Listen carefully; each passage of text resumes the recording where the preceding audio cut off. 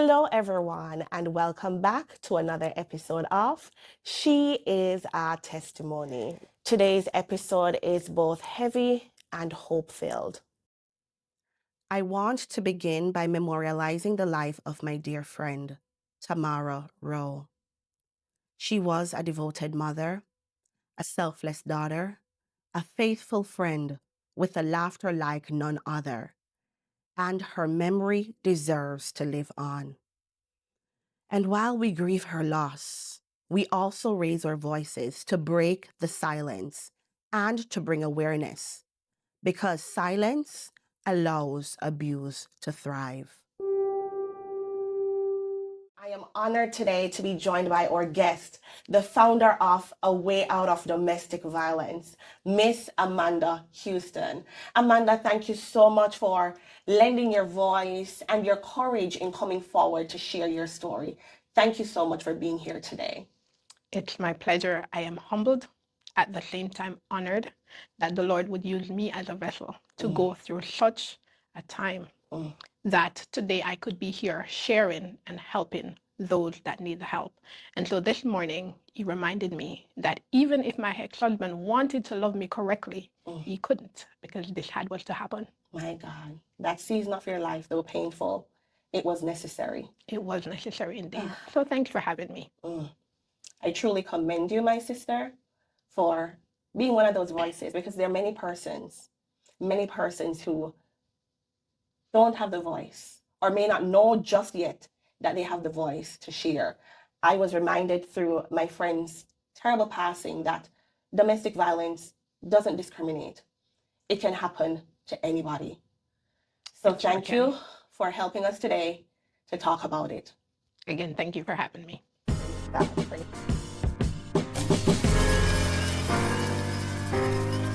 Yes, I know part of your story, right? But I'm eager to know, tell us please, who was Amanda before the domestic violence? What were your dreams, your goals? What was life like before it took a turn for the sour?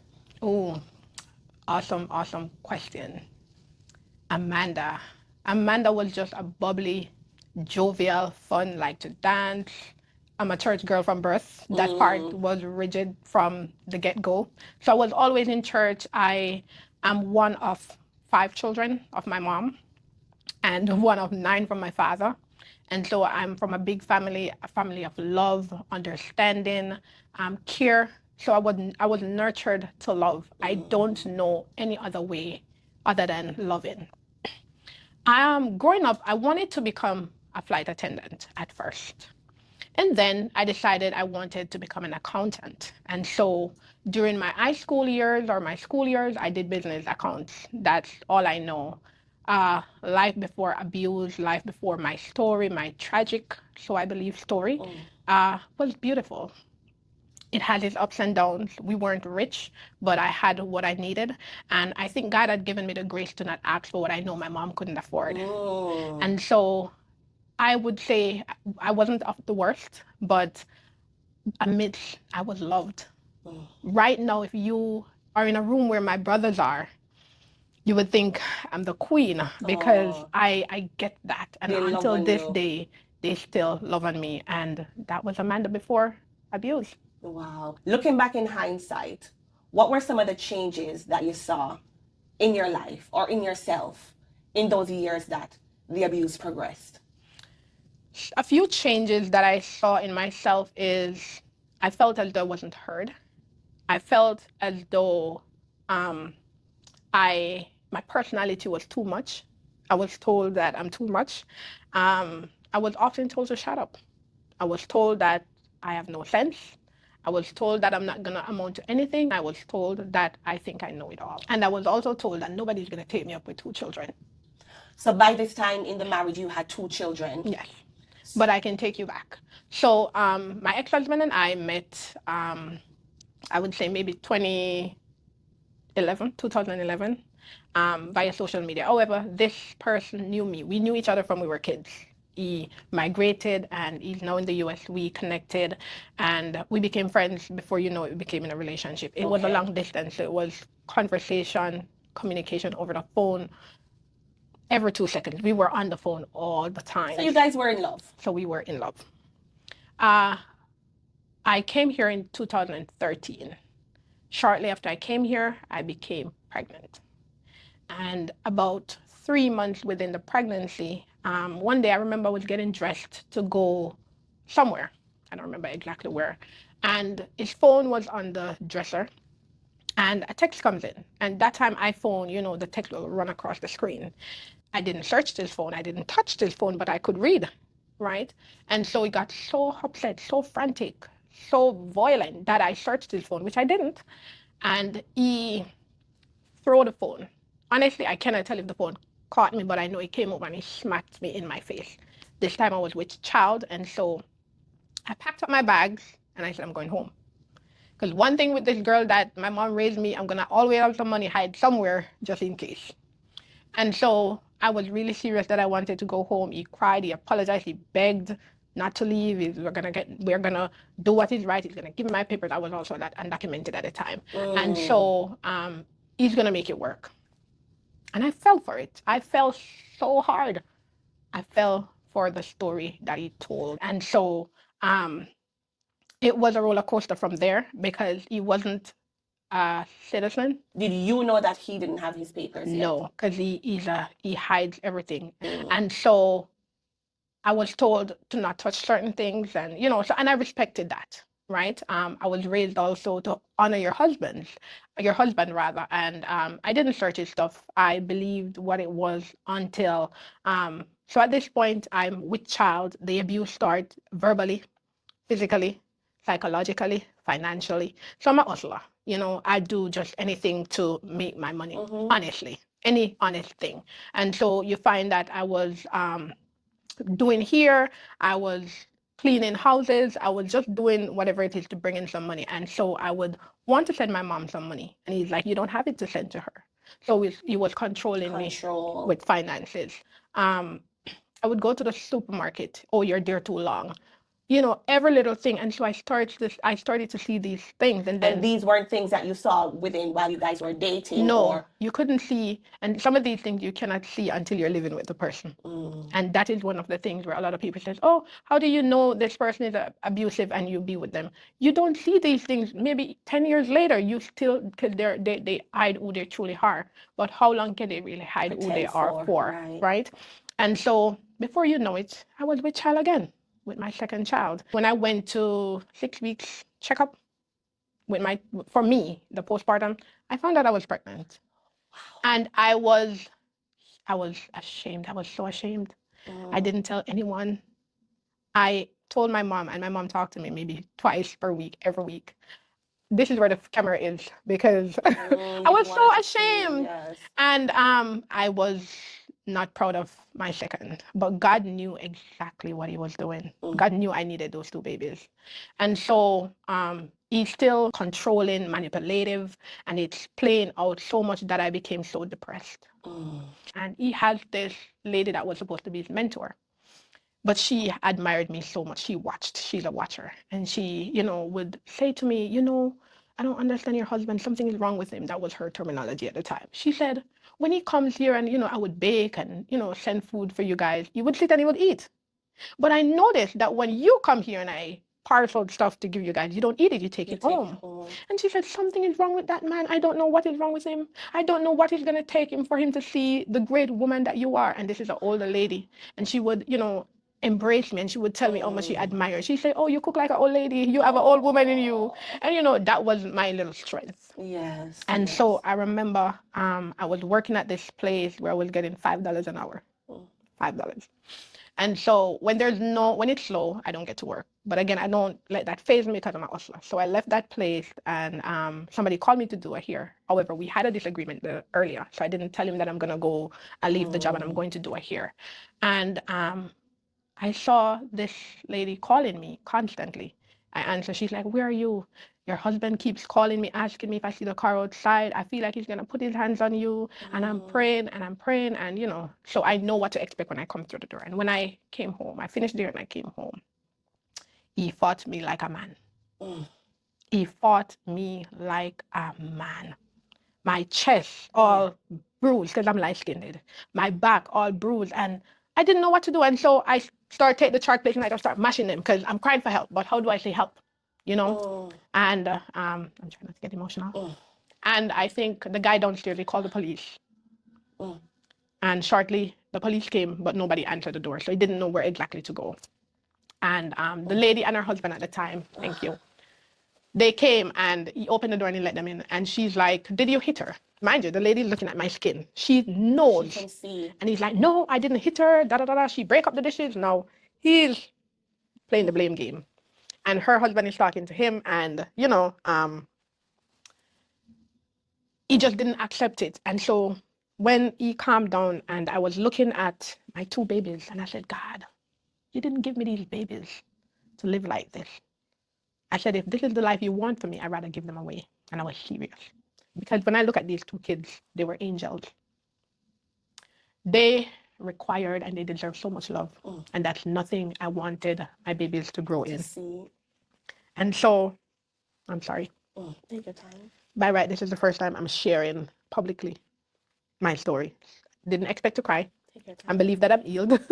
But you know, sometimes just the memories of what you endured, it's painful. It's heart-wrenching because why?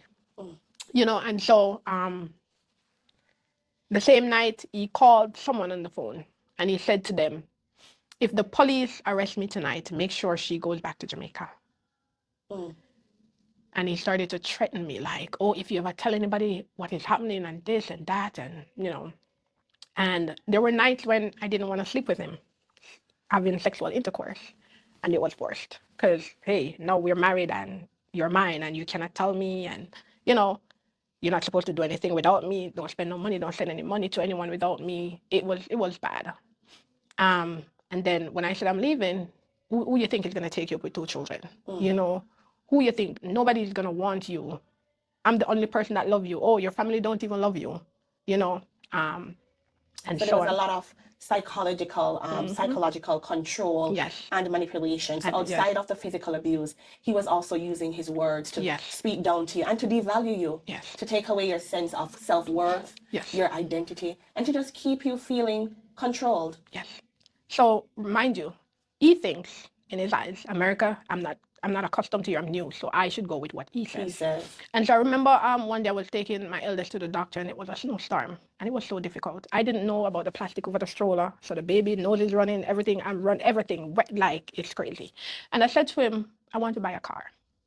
And so I said, whenever you do the taxes, I need his money to buy a car. And so he did give me the money, we bought a car. He registered the car in his baby mother's name. Amanda, stop right there. Yes. And I said to him, I said, why would you do that? I said, God forbid you die. I don't have that car because she has control. Oh, you just come to America and you think you know everything. You don't know nothing. I said, the law in Jamaica is the same law here. It's so just... you bought a car to get around you and your children because here you are, snowstorm, and you needed a means of transportation. Yep. And he put your car, in another woman's name. So, again, by lack of knowledge, my people perish. And so we move on from there. And I remember, I have to share this part because it is very critical. And the truth is the truth. He got me a job at this cleaning company. And by this, I still was undocumented. I was working under his baby mother, the same one that he registered the car in his name.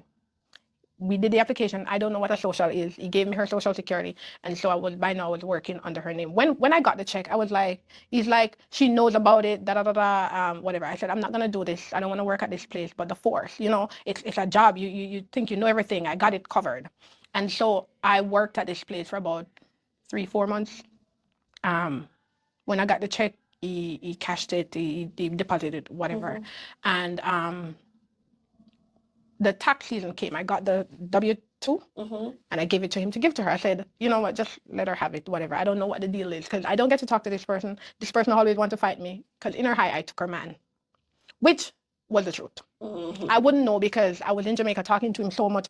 Where on earth you're going to have time? Know that he was in a relationship? I did not know. Okay. And so when I came here, she was very frantic. She wanted to fight me, but I couldn't understand because he said, oh, don't talk to her. You know, he told me so much bad about her. And obviously, I knew some of them were lies. But I'm not one to go face a lady either. And so I kept my distance. Anyways, tax season came. He didn't give her the W-2 that I gave him to give her. So she called, who's working on my this? But they already had an agreement before I came in place that the person would work and pay her, give her money from it. It was no money. I wasn't really making any money, so she wasn't getting anything. But because they had an agreement, he said he was going to fix it. And so I'm going to call immigration. I'm going to do this. I'm going to do that. No, my heart dropped to the ground. No, because they're going to deport me. I'm going to lose my children and the whole works. And so God blessed me with this lady. I was working with this lady now where doing Omeltaid. The lady loved me so much, and I know it was all God.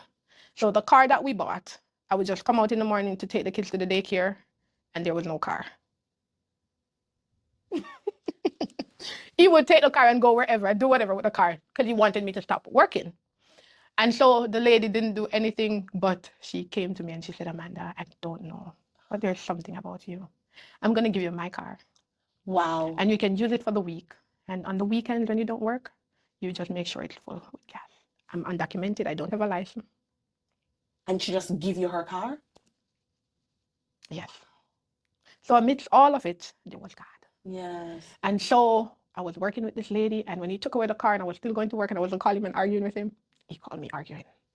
Oh, you're this. And then he said, I'm going to call immigration and report this lady for hiring me to provide for your children. And so it was so, yeah, I was this thin. Wow. Amanda, I'm hearing something as well. I'm hearing that there was a certain level of fear that was imposed on you, correct? Yes. Because you were fearful of, because you were undocumented. He had that control, but also drove that fear in you that he could have you deported from this country, maybe locked up, the kids would never be see my taken kids away. again. He told me you would never see them again. The kids taken away, my goodness. So you had to, play along. I had to play along. I said, God, when? I said, when are you going to fix this? I remember one Sunday I cooked. I cooked and I can't tell what the argument was, but it was so much. And we were living across from a school, and I was in my duster. And I just put on my slippers and walk. And I said, God, how long? How long will I have to endure this? Mind you, at the time, I didn't know that God had an assignment on my life. I didn't understand. I didn't know my way out of it. I didn't know that it would eventually end, but it was so much. And I said, God, how long? How long will this last for? How long will you sit up in heaven and watch me go through this? Yes, I might have put myself in it, but you're a God that can do anything. How long? And I went, I walked, and I cried, and I came back home. And every time I look at my children, there was this peace. They were so loving. As a child, as children in a home, they weren't affected. They were just always bubbly. They were so much joy. They had so much to offer. I remember one day I sat down and I was crying. And my elder said, Mommy, everything is going to be okay at maybe 2. Wow. So the Lord had them ministering to me during that. He would come and he would say, Mommy, you're so beautiful. I hope you know that. He would come and he would say, Mommy, there's going to be a day when you stop crying. And I didn't understand. And so the years went by. The threats continued.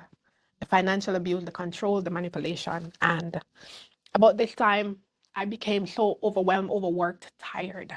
He was working at a job at night and he goes to work at 10. And so because I was the driver, I was his chauffeur. And so with the babies in the snow, the bliss, the bad weathers, I still have to take him to work. And so if the kids are sleeping, I have to wake them up, get them ready, take them out. Park the car in the street park, struggle with 2 kids in the house after 11 at night.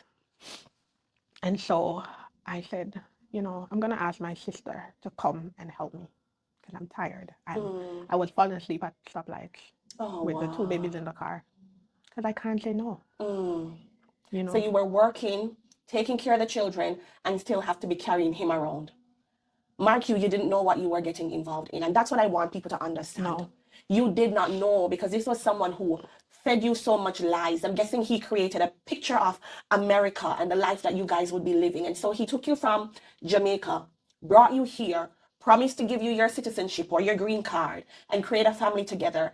And it's not until after the fact, after 2 children, working yourself to skin and bones, that you're realizing that this man cannot help you because He's undocumented. Even if he could have at the time, the hurt wouldn't allow me to receive it. So now at this point, I was living with somebody that I don't love. I know he wasn't the one for me. And he didn't love you because of the ill treatment that he meted out to you. He did not. Because slowly and surely now the lies are unfolding and I can now see things for what they are. And so I remember we had an argument and I tore up all our pictures that we have together. I was frustrated. I tore them up and he said, oh, you think I'm want papers? And I'm want papers and I'm stuck and can't go nowhere. Wow. And so he said, sit down there and think, I'm going to go get the papers for you and do what you want for you to get your papers. So I said, okay, I'll listen. Because when he talked, one thing I'm going to listen. Because you listen when people are upset. And so he said all what he said. And I said, okay, I called immigration. I requested the paperwork. They mailed them to me. They told me what to do. And so I was putting the paperwork together. And I called because we had to get an affidavit based on what I was told. And I did everything. And because he's not a citizen, I came out one morning to go to work and the 4 tires on the car is slashed. What? The 4 tires on the car are slashed. Car is flat. So he's in the house. I called him. I'm like, I don't know nobody. I don't have anything with anybody. All the cars parking on the street side. This is the only car. With 4 tires. All 4 tires slashed. And so he came out and he started blaming the baby mother. He called her so frantically, cussing her. She did it, and he's going to call the police and da-da-da-da. And I'm lost. I'm confused. But she didn't do it. It was him. Because it was a tactic for me not to... Go to work. No, for me not to put in the papers. Because I had the money. I was putting all the paperwork together. I was getting everything together. So it was a tactic. Because he wasn't a citizen. And I would know that he's not a citizen. So the extreme that he went to, Amanda, he cut the tires on the car. So that once again, you're stuck. Because here you are now. I have to buy 4 tires. Finally going to be able to get a sense of hope and independence where, being in right standing with the law and, no longer under fear of getting deported. And he cut. Slashed. Not cut. Slashed. All 4 tires. Amanda, what did you do? I was confused. I was looking at him, cussing her. Like... He was cussing her, blaming her. Yes, you slash it, I'm going to call the police. And he didn't call the police. And I didn't know all of this until I was out of the relationship. I wasn't really blaming her, but it all made sense at the end, right? To distract me, to slow me down, to, deception. It's the deception. And so my sister is here, and my sister came and we were going to the store to buy her the necessary things. She came maybe Saturday, today, Sunday evening. We went to church and we're going to the store to buy the necessary. I want to get my sister necessary stuff so she have what she needs. And while we're going to the store, his children with the other lady was there. And I love those children. And I told him to get dressed. We're going on the road. And he said, take off your clothes. You're not going anywhere. You're not going anywhere. So I said, okay. So I took my 2 boys. And my sister, we walked down the street. There was a Walgreens at the time. And while we were walking down the street, I get some text. Your girl, you're not come to nothing. Anything you run down, you're going to get it. I'm confused. Anyways, I'm enjoying my sister. I'm not paying no mind. Because it's strength, right? And so the night my sister is sleeping, we were talking. And my sister had mentioned to me that when she had come to help me for such a time, and she said she's not going to go back home. She's going to go stay with a friend. And I was encouraging my sister to go back home. I said, look at me. I didn't come here to friends. I came here to a whole man. And I'm still undocumented. Go back home. When the time is right, you can go and come, And she said, I don't know what she's going through. She's not going home. Because at the end of the day, America looks like a better future. It looks like a promising place, especially when you come from a third world country or a developing nation. America looks like the land of opportunity. And so I was saying to him, no, we were arguing, and he's like, why are you encouraging your sister to stay? I said, me? Why would I encourage her to stay? And I came here to a whole man and I'm still undocumented. And oh God, that was the worst thing. Anyways, we went to bed about 2 o'clock in the morning, because again, this person worked at night. So any girl, side chick, or anybody like that would call him at night. And so about after 1, 2 o'clock, the phone starts ringing, nonstop ringing. He keeps hanging it off. I hear the phone ringing, so I got up out of my sleep, took up the phone, look at the time, put down the phone, lay back down. He pulled the sheet off of me. He took up the phone, who calling you? So he's now blaming me. I look at the phone and he's blaming me that I received a call, which I didn't receive any call. So this is the person that goes through every message. So I text my best friend and I said, imagine my sister just got here and he's acting out already. And he grabbed me off the bed and, he started fighting me. And now, because brain knows that somebody's here with my children, I fought back. And we wrestled and I fought and I fought. And so in the means of the fight, he bit me on my hand. And it seemed as though when he bit me, he bit the vein to my small finger. And so when we let go of each other, my hand was just going like this, nonstop, swollen immediately because I guess the blood stopped circulating. And it's going like this. I'm in my duster. Again, I put on my slippers. And I had 2 phones at the time. I brought one to my sister and I said, I'll be back. She's sleeping. She don't know what's happening. She didn't know what was going on. And this is about 2:30 a.m. And I start walking down Blue Hills because I tell myself, this is it. I'm not. At the time, I saw myself as too much of a wife. I was the wife that cook, clean. I was the wife that listen, even when I have no care. I'm the wife that cleans down to the dustboard. I knew I was doing my role as a wife. And I said, God, this is it. And so I started walking down Blue Hills and I decided I'm going to go to St. Francis. And this is about 35 minutes walk, 2 a.m. Wow. And I just started walking and I realized that when I'm walking, he started coming behind me. And I was walking fast because a girl is finding her way out of this. And so there was a police at this convenience store. I didn't stop. He saw the police and he slowed down because he's afraid. He don't know what he don't know what's gonna transpire. So I walked by the police and I head to St. Francis. I went to St. Francis. I get there about after 3 a.m. and they're asking me what happened. They started treating me for squirrel bite or something, rabies, something out in the woods. No, St. Francis is where I have my 2 children. So he's on the record for next of kin.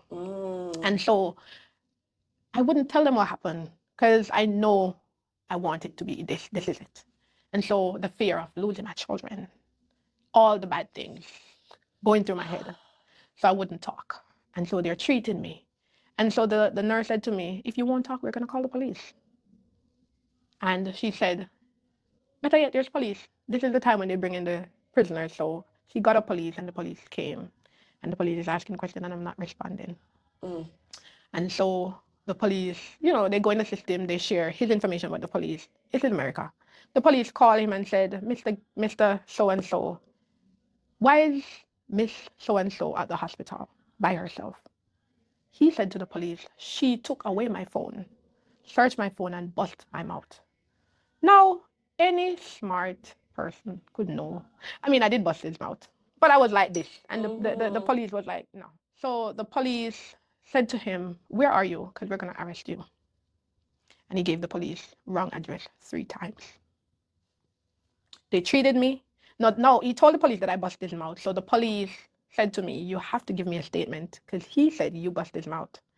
The police said to me, I don't want to hear what happened yesterday.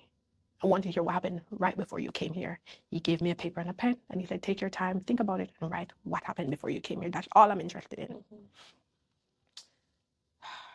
So I'm there hearing that they went to Wethersfield because he told them he's at Wethersfield first. And when they went there, wasn't there. And the radio and they said he wasn't there. And so they're running his file now. And now he had a warrant. I'm hearing that he had a warrant because he was abusive to the ex-wife. I didn't have no knowledge of any of this. And so I bust out a cry because I'm thinking of many things. Police could have pulled me over driving and I'm driving with somebody who's a wanted man. Right. And I'm like, who did I get myself involved with? All of these coming through my head. I'm like, God, no, if I get deported, who's going to take my children? He's going to jail. And so I got peace. Some peace that surpasses all human understanding. And I started writing.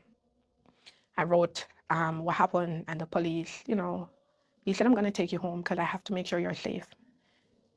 And he said, why are you crying for him? He did this to you and I'm sure he did way more that you're not telling us. And so the police is taking me home. And when the police is taking me home, we're like 2 minutes from the house. There was this man walking down the street. He saw the police. He looked up and I started crying and he started running. He started running. The police, no radio, another police. It was like going for a high-ranking criminal. I'm in the car, chasing with them. Police, him jumping over walls and fence, and It was bad.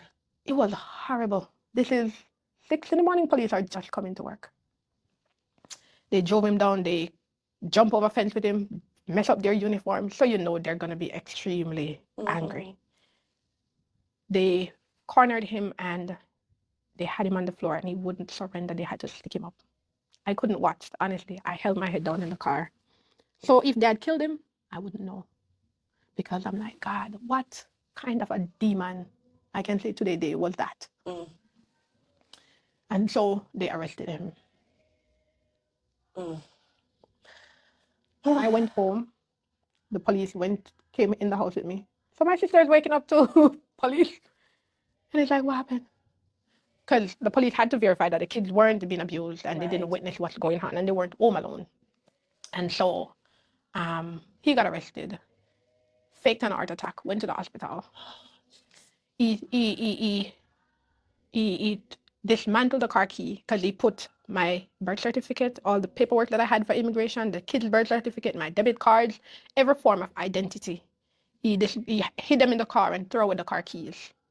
So when I go home and to show an ID or anything, passport, anything to this police, I am an alien in America. I am non-existent. I don't know how I came here. And so I don't remember where I got money from, but I got money. I had to pay somebody to come and open the car. Wow.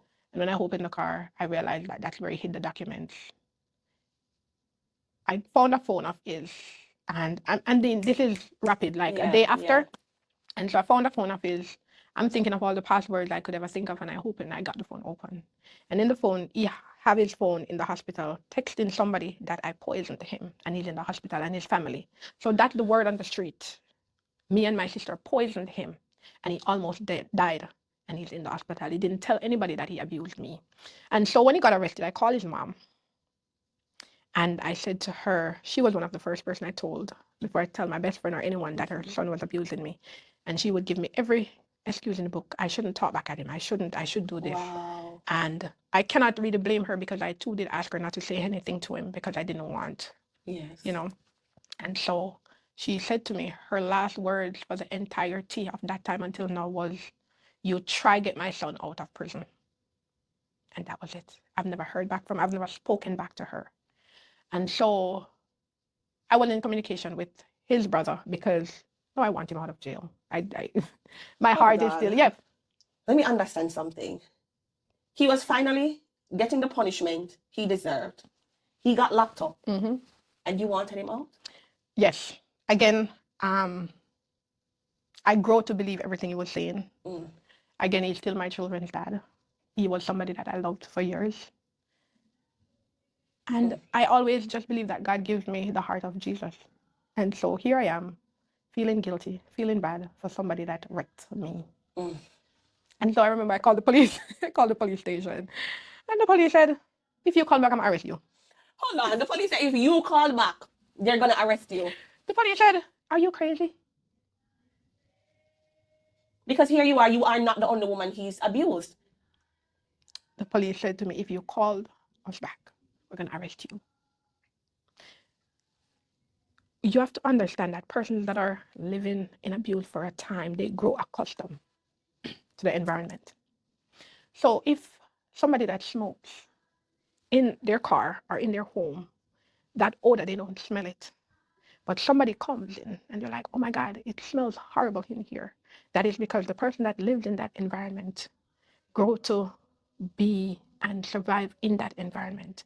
And so when he got arrested, I was like, okay, like him not calling me to argue, I missed that.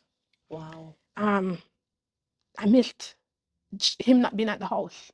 It was like a part of me is void. And so DCF got involved because of the children. And I want to say DCF is not a bad thing because DCF helps me to be where I am today. Wow. Say that again, because oftentimes there is this stigma around DCF and social workers. So I really want persons to understand what you just said. Say that again, Amanda. I'm saying this to the general public, that DCF is not a bad thing. It is not meant to hurt you. It is not meant to separate families. It is not meant for any of that, but it is there as a corrective measure. It is there as a measure to help in regards of the children's safety. It's not about you, but they're there for the children. And so one other thing was when we got the protective order, DCF got involved. He wasn't supposed to come nowhere near the house. And so he get out of hospital, jail, whatever, wherever he was, he got bailed. And so he called me and he's like, can I come home? And I said, no. When I said no, it's like it's the only no he ever heard in his entire life. You are wicked. Imagine I take you here and this is how you do me. And my kids need me and this. And how are you going to pay the bills? And I didn't know how I was going to do it. But I know I wasn't going to risk him coming to the house because persons done it. They let them come there at night and leave at the break of day so they can still have their good time living in the misery, and putting their children at risk. Yes. Because when you do that now, and if DCF should ever find out, you lose your children. And I wasn't going to lose my children. So no matter how much you love this man, you loved your children more. I loved my children more, and I knew that they deserve better. So I was now put in a place to do a self-introspection. Baby girl, what do you need? Where is the Amanda that was so jovial, that was so, joyous, that has that warm spirit? I started to yearn her again.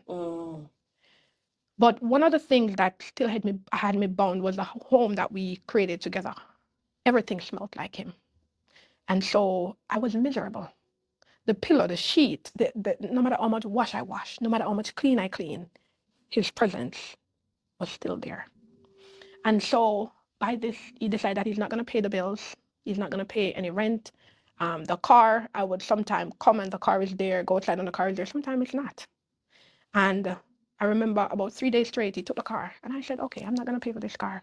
Mind you, it's not registered under my name.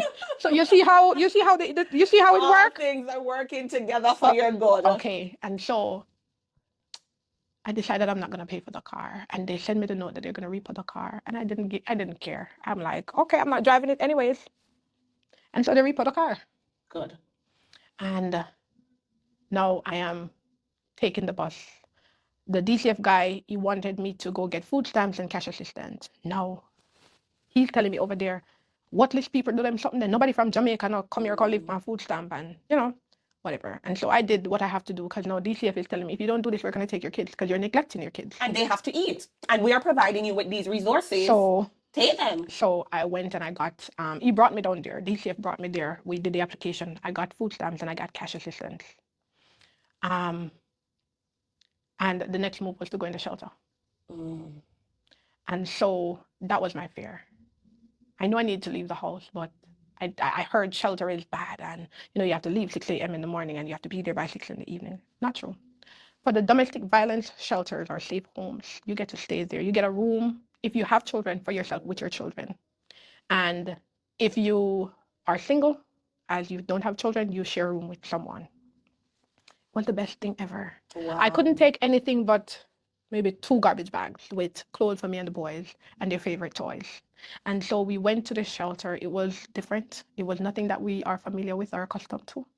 But I remember going there and I slept so long and so hard. There was no more Ishoda. There was nothing to remind me of him. Finally, freedom is beginning to look free. And I don't know who told him that possibly I could be in the shelter. And so he sent me some voice note, worthless, dirty gal, Ghana infirmary with the children, with her children. No, not with his children or with her children, but with your children. And he goes on Facebook and he dragged me. Oh. And he did the most. Now, everybody back home in my community, because they're familiar with him, they know him, they're seeing what's happening. And now my mom is clueless. And so persons are saying, Miss Sharon, how is Amanda doing? And she's like, oh, she's good. I talked to her yesterday. Not knowing that when she called, I have to muster up the strongest voice, the strongest version of me for the 10, 5, 20 minutes conversation. Oh my gosh. Like I'm sitting beside you, but I can just, empathize with you. And I can't imagine the pain, but also the strength that it takes to relive this moment again. Amanda, I am so grateful. When I say thank you, because not many people have that level of courage and strength to come forward to share. and not just to share, but to bring awareness to these issues. So believe me, I am grateful. You never know who's on the other end, who needs to hear and see someone who has been there, and to hear that, yes, there is light at the end of the tunnel. There sure is. So Amanda, I know I'm asking you to go back, but in that moment, having to pretend for your mom, because that was what it was. You were pretending. What were those calls like though? Because you couldn't tell her what life was like, because you had your dreams. And I started off by asking you, who was Amanda before? You had dreams, you had goals, you have expectations. I'm sure your loving family too could not have imagined that their beautiful daughter or their sister would end up in America in an abusive relationship and now having to seek refuge in a shelter. So what was it like having to pretend and still maintain a relationship and conversations with your family and with your mother? I must say it wasn't easy, because my mom, if my mom called me 2 times, and don't get me, she's calling Canada as though Canada is right on the street. That's how she is. My mom, I gather strength from her. She's very affirming, and she is my tower of strength, I must say. And so I knew if I told her, she would have said, come home. But I can't leave my babies. I'm not leaving my babies. And so I didn't want that in my hearing. And so I didn't said anything to her. I told her eventually, not everything, because this that I'm sharing, she don't know the tiny details. Oh. And so I'm calling her video call, and no, the setting is changing. So I said to her, Mom, my kid's dad, I said at the time, we're not working out, right? And I'm going to stay with a church sister. And the questions start coming in. Are you okay? What is going on? Da, da, da. And I said, I cannot talk about it right now, but I'm okay. And so the calls that used to be maybe 3 times per week becomes every day. Because she wants to know that I'm okay. She wants to know that her grandchildren are fine. And so I said to her, I'm at my church sister, but at the shelter, there's a playground and we have a room. So I would just call and we're talking. I'd cook. We get the opportunity to cook our own meal. And so I'd maybe in the kitchen and we'd do the WhatsApp call and she'd see me cooking. And we would laugh and, and so she gets that I'm okay. The kids are happy. The kids are always joy. And so the transition was too much of a stress. I was thinking, because my oldest was diagnosed with autism by this.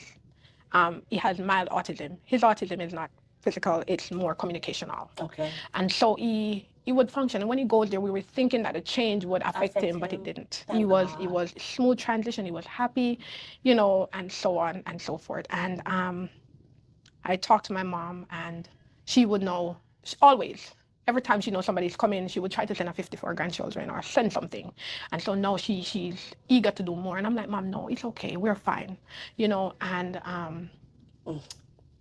I'm now in the shelter, and I now start the divorce process through legal aid. Legal aid is also a blessing. Yeah. Use the resources, because the resources are there. And so in legal aid, I was advised that I can divorce. And I also got advice about VAWA, to file for my own documents on my own, not through my husband, but on my own. Because once you are a victim of domestic violence and you have solid proof that this relationship is not a fake relationship, you can get your VAWA. And you don't have to be married to the person. I want to say that. And so I went to the legal aid office, and I start working on the divorce. Because by this time, I know this is not what I want for myself. I know that this is not good for me and my children. And I know definitely that this is not how I want to raise my boys. And so I sat with the legal aid. We did the divorce papers, and I got stuck. Because as a Christian, as a believer, you don't divorce.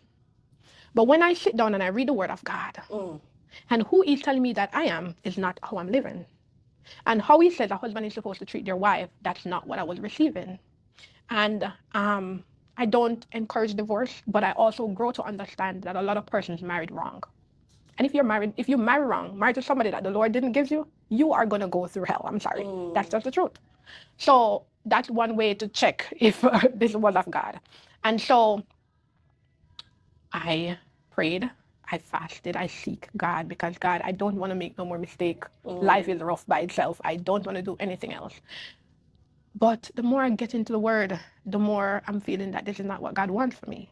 And so I remember I was talking to my bishop, and, Bishop knew what I was going through because from we were married and going through the island lows, he was coming to the house to pray, he was giving counts, and he saw that he wasn't receptive. And so I called him and I said, I'm going to do the divorce.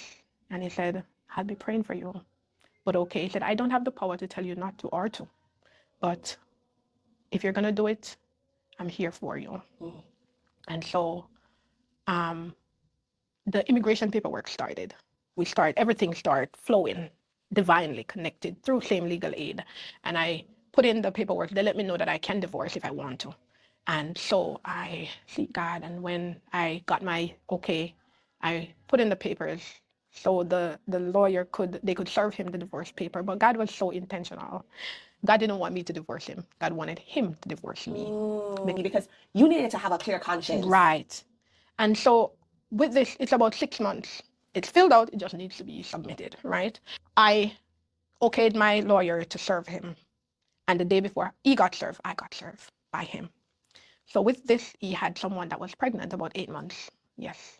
And so that person wanted to be married, or they want to make sure whatever we had going on was done. So he was forced or encouraged to divorce. And so he sent the paper.